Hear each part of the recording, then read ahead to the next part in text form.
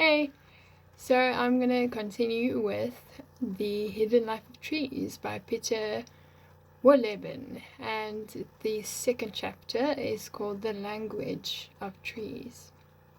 Let's go.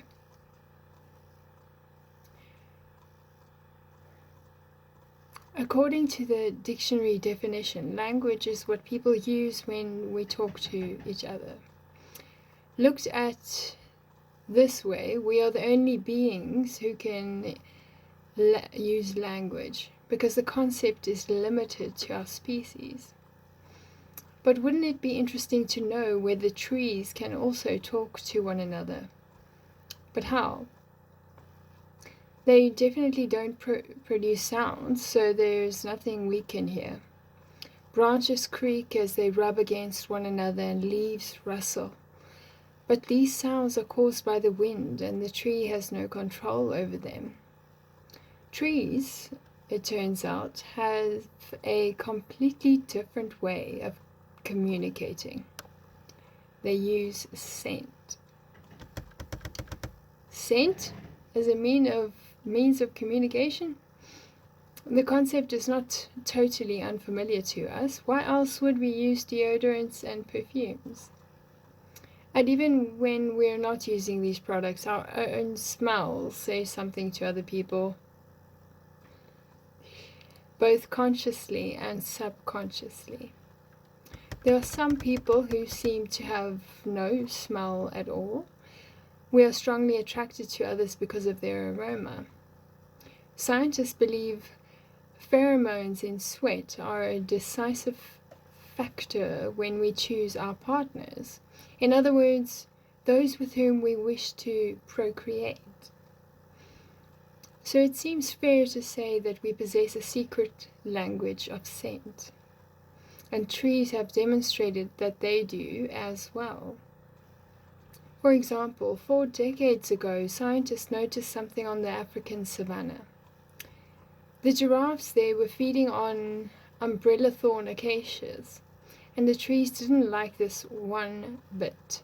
It took the acacias mere minutes to start pumping toxic substances into their leaves to rid themselves of the large herbivores.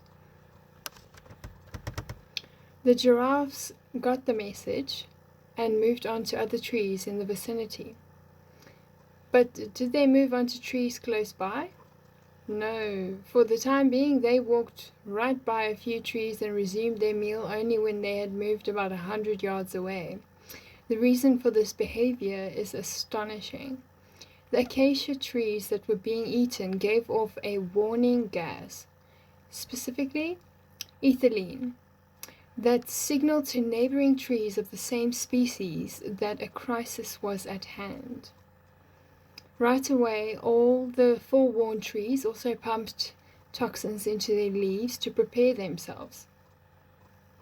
The giraffes were wise to this game and therefore moved farther away to a part of the savanna where they could find trees that were oblivious to what was going on. Or else they moved upwind. For the scent messages are carried to nearby trees on the breeze, and if animals walked upwind, they could find acacias close by that had no idea the giraffes were there. Sure. Similar processes are at work in our forests here at home. Beeches, spruce, and oaks all register pain as soon as some creature starts nibbling on them. When a caterpillar takes a hearty bite out of a leaf, the tissue around the site of the damage changes. In addition, the leaf tissue sends out electrical signals just as a human tissue does when it is hurt. However, this signal is not transmitted in milliseconds as human signals are. Instead, the plant signal travels at a slow speed of 1/3 of an inch per minute. Accordingly, it takes an hour or so before defensive compounds reach the leaves to spoil the pest's meal. Trees live their lives in the really slow lane, even when they are in danger. But this slow tempo doesn't mean that a tree is not on top of what is happening in different parts of its structure. If the roots find themselves in trouble, this information is broadcast throughout the tree, which can trigger the leaves to release scent compounds. And not just any old scent compounds, but compounds that are specifically formulated for the task at hand. This ability to produce different compounds is another feature that helps trees fend off attack for a while. When it comes to some species of insects, trees can accurately identify which bad guys they are up against. The saliva of each species is different, and trees can match the saliva to the insect. Indeed, the match can be so precise that trees can release pheromones that summon specific beneficial predators. The beneficial predators help trees by eagerly devouring the insects that are bothering them. For example, elms and pines call on small parasitic wasps that lay their eggs inside leaf-eating caterpillars. As the wasp larvae develop, they devour the larger caterpillars bit by bit from the inside out. Not a nice way to die. The result, however, is that the trees are saved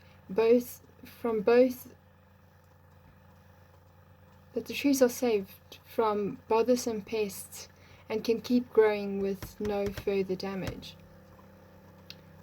The fact that trees can recognize saliva is, incidentally, evidence for yet another skill they must have. For if they can identify saliva, they must also have a sense of taste. A drawback of scent compounds is that they disperse quickly in the air.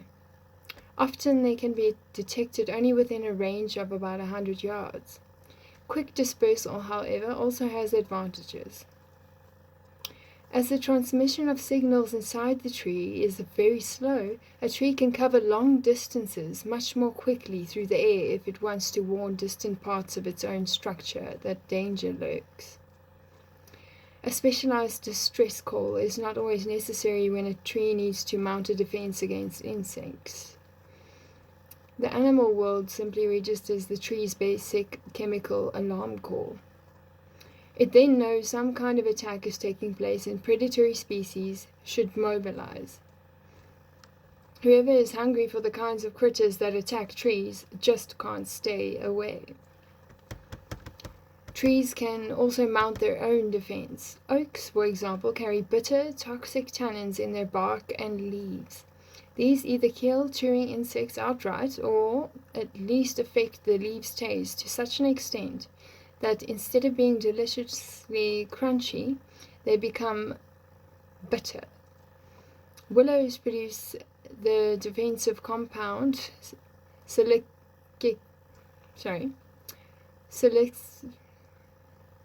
this is embarrassing.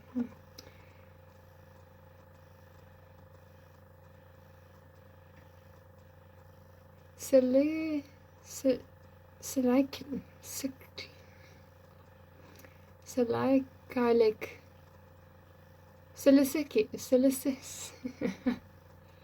I'm not redoing this video. Salicylic acid as a let's rewind. Willows produce the defensive compound salicylic acid, which works in much the same way, but not on us. Salicylic acid is a precursor of aspirin, and tea made from willow bark can relieve headaches and bring down fevers. Such defense mechanisms, of course, take time. Therefore, a combined approach is crucially important for the arboreal early warning systems. Trees don't rely exclusively on dispersal in the air, for if they did, some neighbors would not get wind of the danger. Dr. Suzanne Simard of the University of British Columbia in Vancouver has discovered that they also warn one another using chemical signals sent through the fungal networks around their root tips, which operate no matter what the weather. How awesome is that? How just wow. Yeah.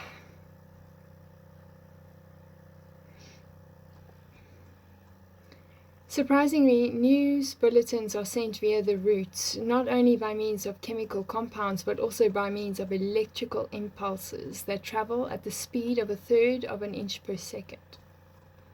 In comparison with our bodies, it is admittedly extremely slow. However, there are species in the animal kingdom, such as jellyfish and worms, whose nervous systems conduct impulses at a similar speed. Once the latest news has been broadcast, all oaks in the area promptly pump tannins through their veins. Tree roots extend a long way, more than twice the spread of the crown. So the root systems of neighboring trees inevitably intersect and grow into one another, though there are always some exceptions. Even in a forest, there are loners, would-be hermits who would want little to do with others. Can such antisocial trees block alarm calls simply by not participating? This makes me think of Climbing Mount Sophia's latest video, and something that DC Schindler was saying. And I'm not going to try and quote, because I'll misquote and I'll mess up what he said, but I would like to say, go and watch that video. It's the channel's name is Climbing Mount Sophia, and yeah, the guy who started the channel, his name's Ken, and he's a really, really great person, and he has amazing interviews, and so go check his latest and give him some support. Okie dokie. Can such antisocial trees block alarm calls simply by not participating? Luckily, they can't, for usually there are fungi present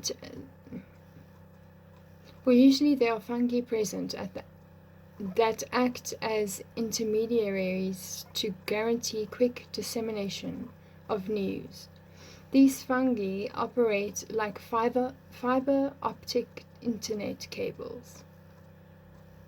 I love the language in this. It's so interesting. It's appealing to different kinds of people, and noticing that is very cool for me. Because I'm thinking of people, and I think, this person would understand it through these words, and this other person would be like, oh my gosh, I never thought about it this way, and it seems like a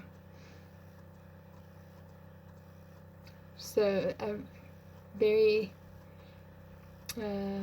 widespread book, accessible and universal, something we can all share. Okay, I'm gonna stop. Their thin filaments penetrate the ground, weaving through it in an almost unbelievable density. 1 teaspoon of forest soil contains many miles of hyphae. Over centuries, a single fungus can cover many square miles and network an entire forest. The fungal connections transmit signals from one tree to the next, helping the trees exchange news about insects, drought, and other dangers. Science has adopted a term first coined by the journal Nature for Dr. Simard's discovery of the wood wide web pervading our forests.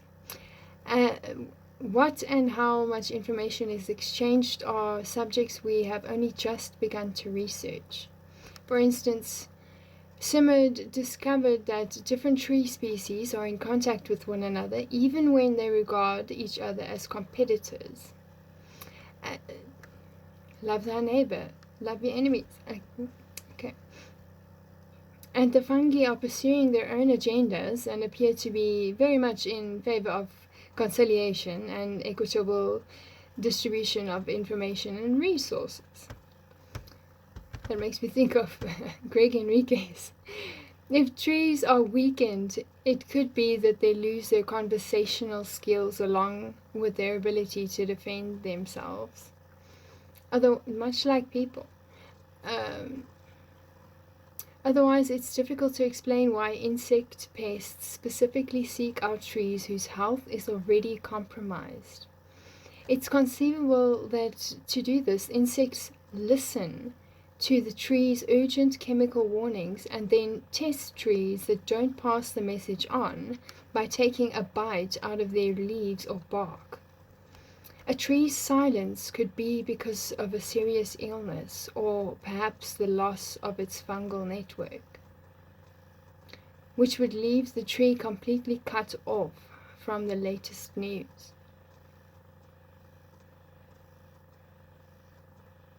Wow. That's describing me to a T at certain times. Like, I can totally relate to that. Let me know if you relate to that. Come on. Yo, and if you don't, then you know someone that does.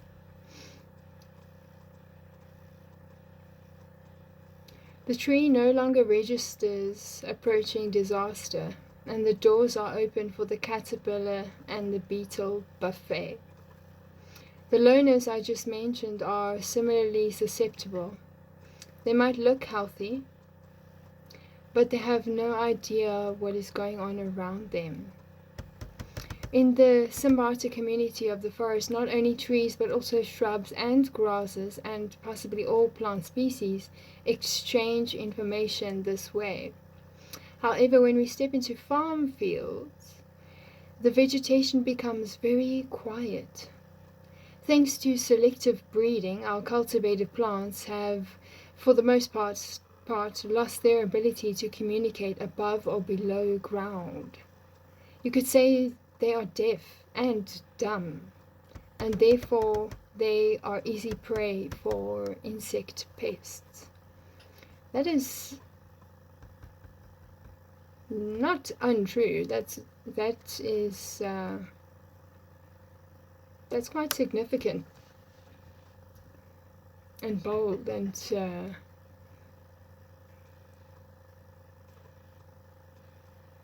not something you hear every day, yet it is something that people need to hear and understand, investigate, and there's obviously deeper insights or deeper understanding that you can gain from just that section, especially the contrast created between the two, and it maps on or it relates to a lot of other things in life, but it especially to do with life things that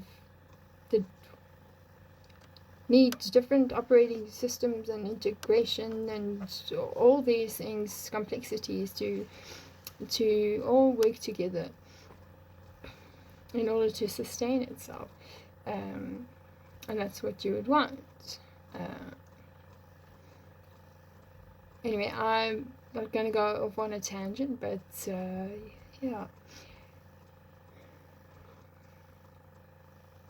That is one reason why modern agriculture uses so many pesticides. Perhaps farmers can learn from the forests and breed a little more wildness back into their grain and potatoes so they'll become more talkative in the future. Communication between trees and insects doesn't have to be all about defense and illness. Thanks to your sense of smell, you've probably picked up on many feel-good messages exchanged between these distinctly different life forms.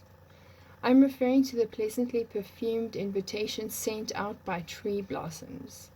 Blossoms do not really scent at random or to please us. Fruit trees, willows, and chestnuts use their olfactory missives to draw attention to themselves and invite passing bees to sate themselves. Sweet nectar, a sugar-rich liquid, is the reward the insects get in exchange for the incidental dusting they receive while they visit.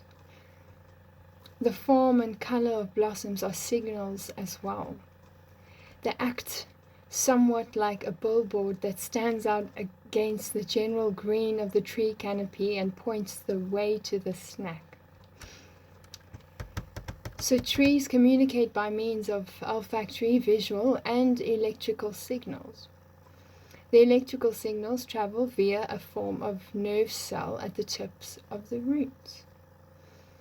What about sounds? Let's get back to hearing and speech. When I said at the beginning of this chapter that trees are definitely silent, the latest scientific research casts doubt even on this statement. Along with colleagues from Bristol and Florence, Dr. Monica Gagliano from the University of Western Australia has quite literally had her ear to the ground. It's not practical to study trees in the lab. Therefore, researchers substitute grain seedlings because they are easier to handle. They started listening, and it didn't take them long to discover that their measuring apparatus was registering roots crackling quietly at a frequency of 220 Hz. Crackling roots? That doesn't necessarily mean anything. Oh yes, it does.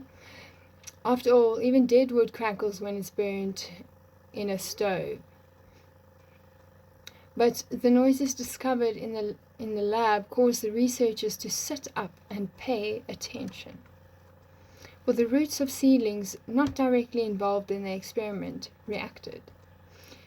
Whenever the seedling's roots were exposed to a crackling at 220 Hz, they oriented their tips in that direction. That means the grasses were registering this frequency, so it makes sense to say they heard it.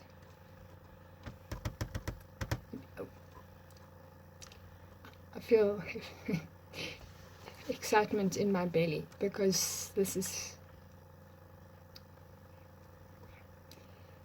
plants communicating by means of sound waves. That makes me curious to know more, because people also communicate using sound waves. Might this be a key to getting to know trees better? To say nothing of what it would mean if we could hear whether all is well with the beeches, oaks, and pines, or whether something was up? Unfortunately, we are not that far advanced, and research in this field is just beginning. But if you hear a light crackling the next time you take a walk in the forest, perhaps it won't just be the wind. Incredible. This is incredible.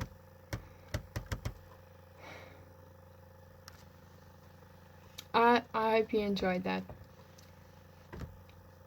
I did. I really, wow. It's incredible. Like, I just want to keep on going. It's kind of around midnight now, so I need to go to sleep. But